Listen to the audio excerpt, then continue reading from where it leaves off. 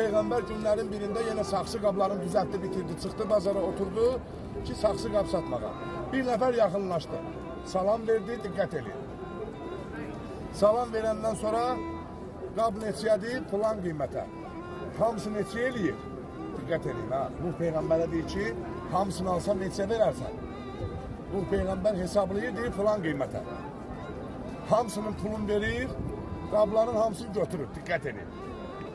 Qabın hamısını götürdü da, elə hamısını Nuh Peygamberin gözünün qabağında bir vırıb sındırır. Sındırır, Nuh Peygamber dayana bilmir. Saxlayır, deyir, niyə sındırırsan? Deyir, nəyibə lazımdır, qardaş, mənim deyir, pulun verib almışam. Nəyibə lazımdır, niyə sındırırım? Öz haqqımdır, öz malımdır, nə istəyərəm, eləyərəm. Haqqı da var da düz deyir. Nuh Peygamber görün nə deyir? Deyir, heç olmasa gözümün qabağında sındırmadan, mən axı tər axıdıb, əziyyət çəkib onu əllərimlə düzəltmişəm. Öz haqqın olsa da apar başqa yerdə sındır. Baxın, görün, diqqət edin, nə deyir? Deyir, bəs Allah insanları bir əziyyət çəkib yaratmamışdı, bir dənə bəddua elədi, bütün hamısını su bastı, öldürdü.